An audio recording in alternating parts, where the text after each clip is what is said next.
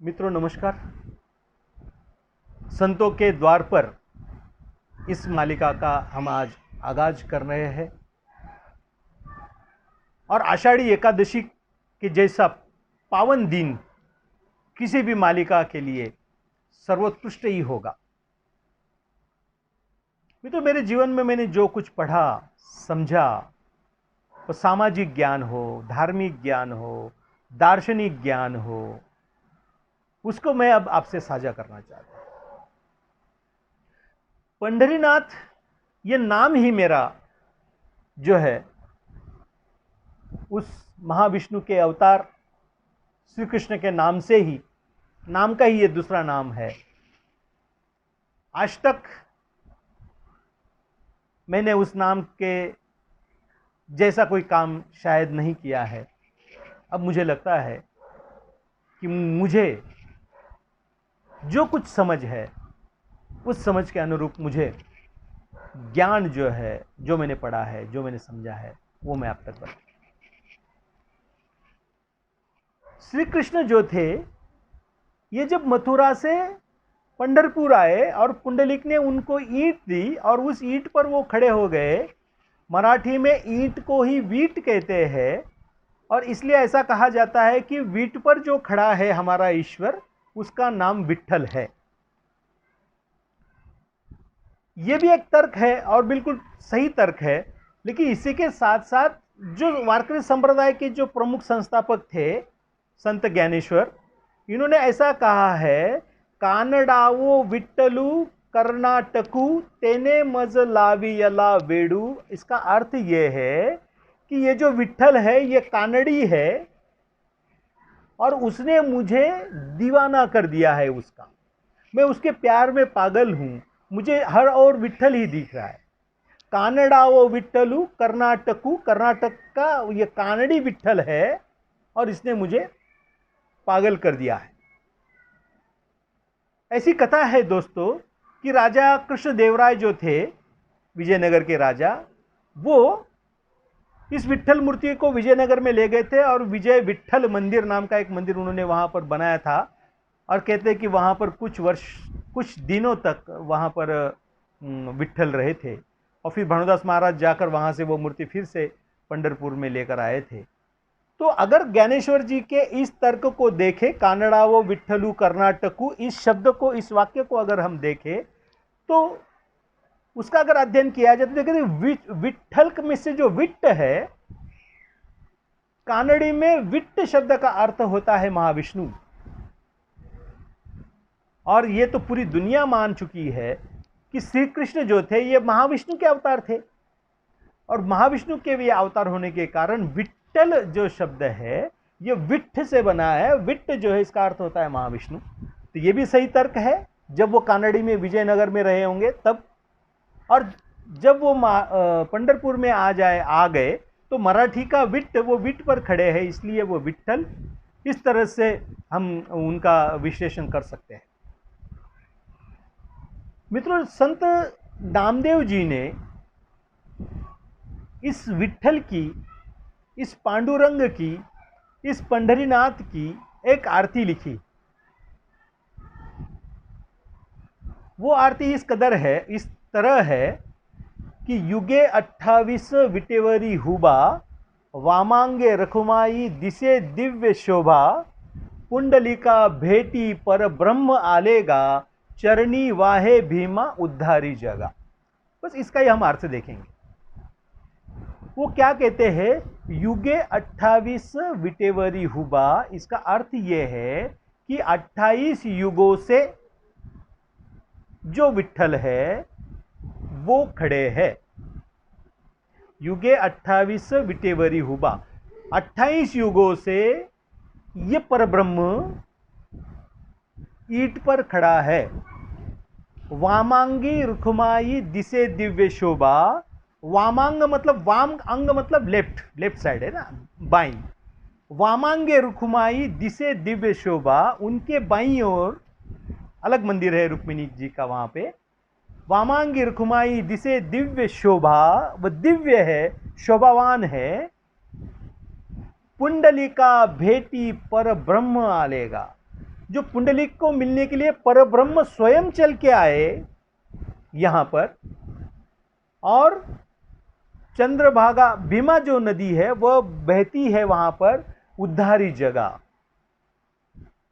जो नदी है वो क्या कर रही है, उद्धार कर रही है लोगों का। इसको हम लोग थोड़ा सा समझें। युगे 28 विटेवरी हुआ, मतलब 28 युगों से श्री कृष्ण इस ईंट पर खड़ा है। अब क्या मुझे बताइए, ये जब से कृष्ण आए हैं तब से आज तक 28 ही युग हुए होंगे क्या, है ना। नामदेव जी ने जब लिखा, अब नामदेव जी को भी संसार में आए 700-800 वर्ष हो गए, उसके बाद कोई युग नहीं हुआ क्या। तो आरती बदल जानी चाहिए, 29 युगे 29 हुआ, युगे 30 हुआ, युगे 31 हुआ, ऐसा नहीं होता। युगे 28 ही कहा जाता है, तब भी कहा जाता था, आज भी कहा जाता है, और अनंत जन्म तक, अनंत काल तक 28 युग ही कहे जाएंगे। क्या कारण है, ये 28 है क्या मित्रों। महाराष्ट्र में महाराष्ट्र दर्शन शास्त्र जो है ये कहता है कि युगे 28 मतलब क्या, ये 28 संख्या कैसे आ गई। उन्होंने बताया, विश्लेषण किया जाता है इसका, कि 4 युग, सतयुग, त्रेता युग, द्वापर युग और कलयुग, 4 युग हो गए। तो इन चारों युगों का जो दर्शन है वो हमें वेदों में मिलता है, वो हमें पुराणों में मिलता है, वो हमें उपनिषदों में मिलता है। धर्म अर्थ काम मोक्ष जो 4 पुरुषार्थ है, इनका भी सारा का सारा सारांश आपको धर्म ग्रंथों में हमें मिलता है।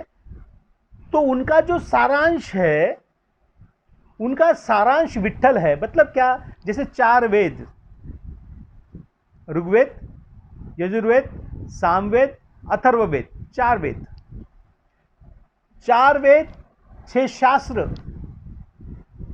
और 18 पुराण होते हैं। 4 वेद और 6 शास्त्र कितने हुए, 4 और 6 10, और 18 पुराण कितने हुए, 28। मतलब 4 वेद, 6 शास्त्र और 18 पुराणों में जो कुछ लिखा गया है, किसके संबंध में लिखा गया है, चारों युगों के विषय में, चारों पुरुषार्थों के विषय में, ईश्वर के विषय में, ब्रह्मा के विषय में, विष्णु के विषय में, महेश के विषय में। जो कुछ भी लिखा गया है वो सबका सारांश जो है, उसके ऊपर कौन है, युगे 28 विटेवरी हुबा। वो सारे के सारे 28 युग उनके चरणों में है, और उसके ऊपर है विट्ठल। मतलब क्या, कि जो वेदों में भी वर्णित नहीं हुआ, जिसे वेद भी वर्णित नहीं कर सके, जिसे शास्त्र भी वर्णित नहीं कर सके, जिसे पुराण भी वर्णित नहीं कर सके, ऐसे अद्भुत जो ईश्वर है वो विट्ठल है। युगे 28 विटेवरी हुबा, वामांगे रखुमाई दिसे दिव्य शोभा। पत्नी अक्सर बाईं ओर ही खड़ी होती है ना। वामांग, वामांग मतलब लेफ्ट। आपने देखा होगा अर्ध नारी, अर्ध नर नारीश्वर, नट नारेश्वर है ना, महादेव का रूप, आधे पुरुष आदि स्त्री। शिव जी जो है वो बाईं ओर है, दाईं ओर है, और पार्वती जो है वो बाईं ओर है। इस विट्ठल की जो पूजा की जाती है, महाराष्ट्र की आपको मैं बात बताऊं कि महाराष्ट्र में विट्ठल वैष्णव भी है और शैव भी है।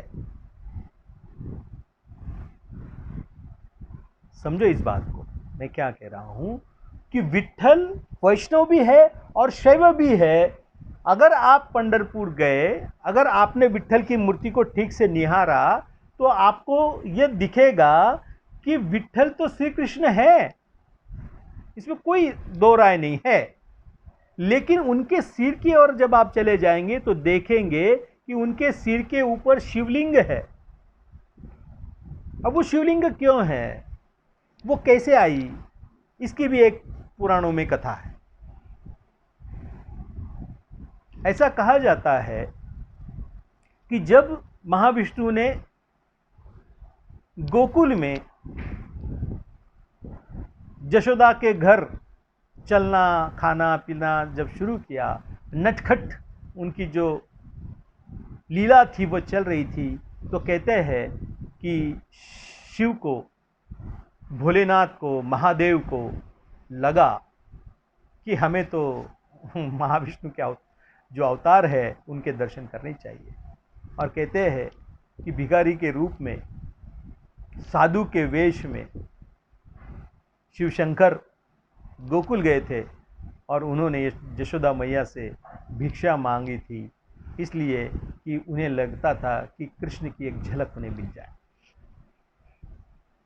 कहते हैं कि जब द्वारिका से श्री कृष्ण पंढरपुर आए और वो यहाँ पर जब विट्ठल बन गए, तो वो एक अद्भुत रूप था और उस रूप को देखने की अभिलाषा भी शंकर जी में जागी।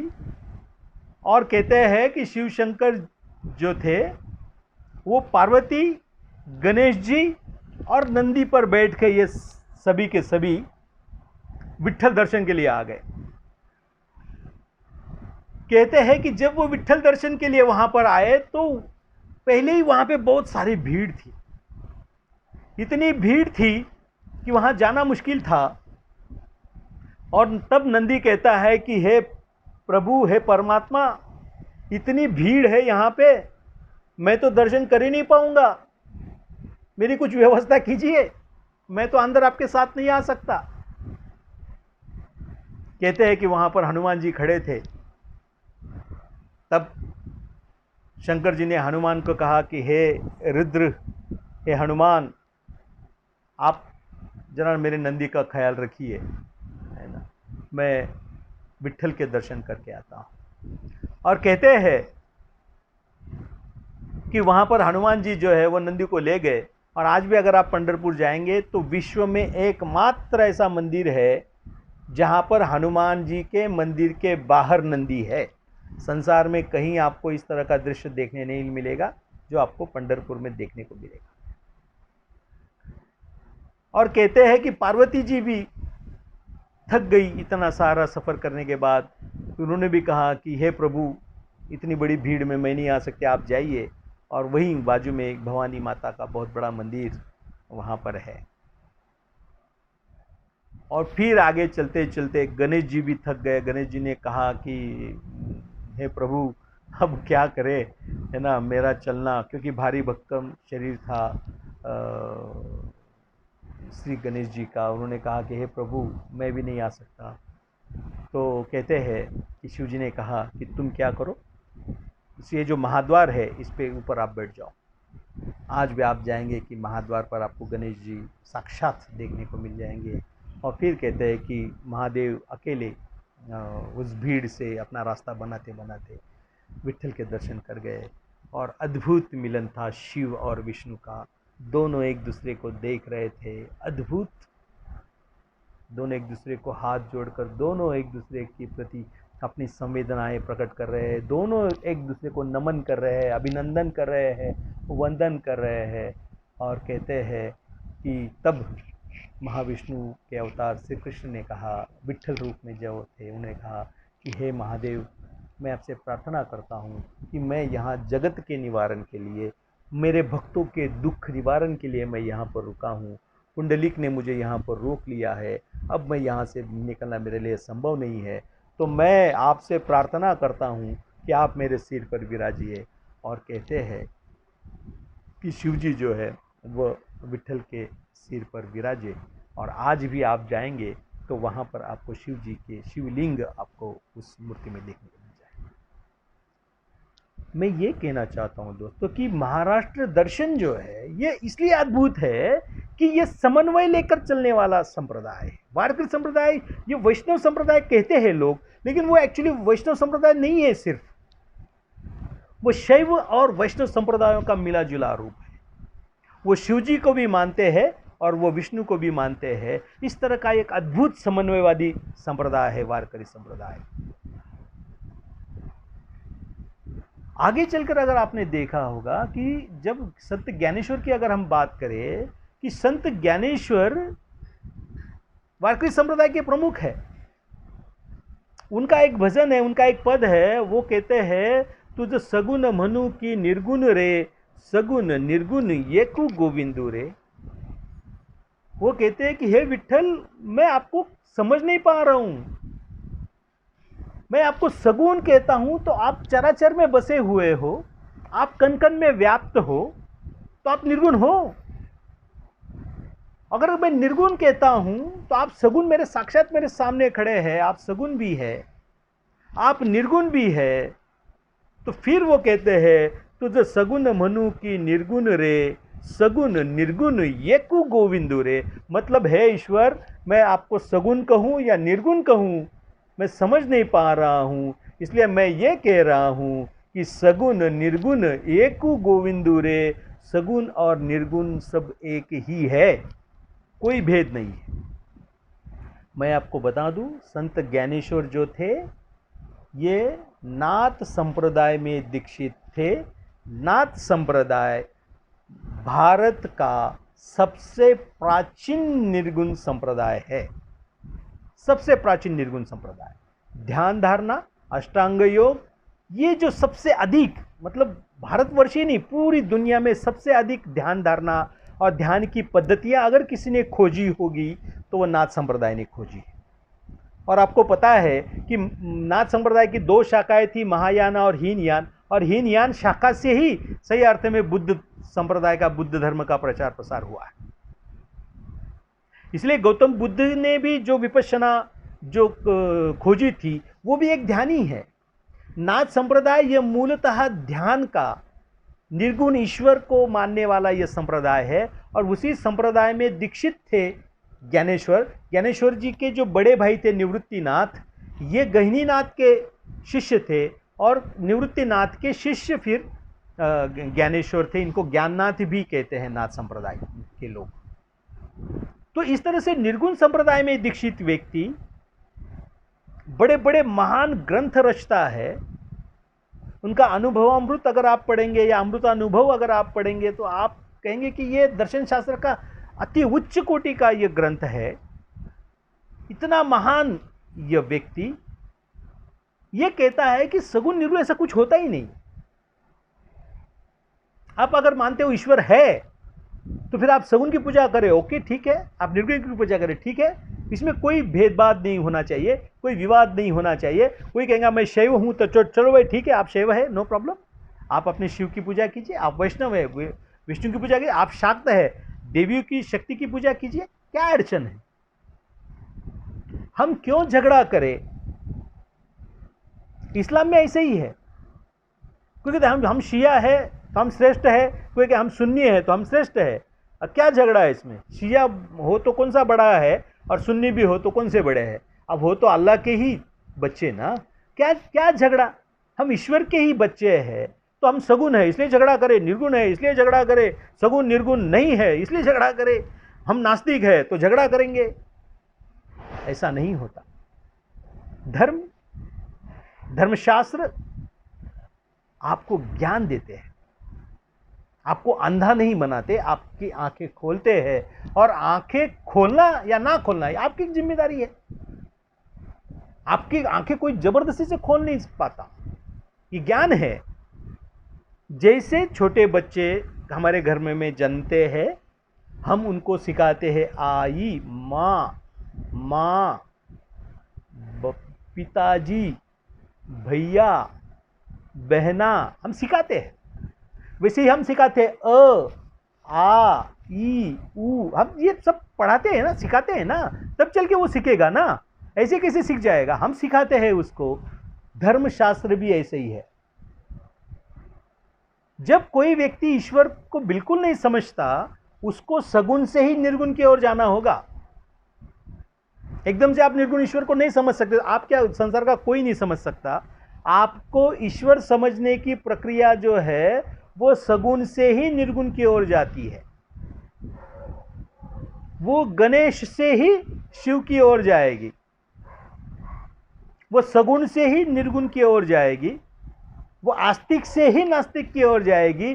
कोई आदमी अगर जन्मता ये दावा कर दे कि मैं जन्मता नास्तिक हूं, तो वो झूठा है, पागल है या मूर्ख है। ऐसा हो सकता है कि आदमी आस्तिक को समझ ले और फिर उसे लगे कि दुनिया में कोई ईश्वर नहीं है और फिर वो नास्तिक की ओर चले जाए, वो ठीक है, वो हो सकता है। लेकिन कोई ये कहे कि बिल्कुल मैं पैदा होते ही नास्तिक हूँ, तो ये वो गलत है, क्योंकि इस तरह का कुछ हो भी नहीं सकता। हर व्यक्ति को अ ही सीखना पड़ता है पहले, अ आ इ ई।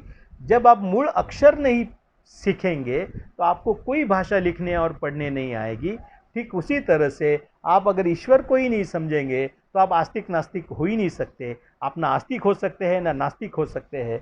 आपको आस्तिक नास्तिक समझने से पहले ईश्वर को समझना होगा, और ईश्वर को समझने से पहले हमें अपने आप को समझना होगा, और अपने आप को समझने से पहले अपने माँ बाप को हमें समझना होगा, और अपने माँ बाप को समझने के लिए हमें पुंडलिक को समझना होगा, और पुंडलिक को समझने के लिए हमें उसकी मातृ पितृ भक्ति को समझना होगा, और मातृ पितृ भक्ति को समझने के बाद ही आप जान पाएंगे कि युगे 28 विटेवरी हुबा, वामांगे रुखमाई दिसे दिव्य शोभा, पुंडलिका भेटी पर ब्रह्म आलेगा, चरणी वाहे भीमा उद्धारी जगा। ये तब समझ में आएगा, तब तक हमें ये चीज़ें समझ में नहीं आएगी। मुझे लगता है कि आप इस बात को ठीक से समझ गए होंगे। अगले वीडियो में हम फिर से मिलेंगे, अगली चर्चा करेंगे। धन्यवाद।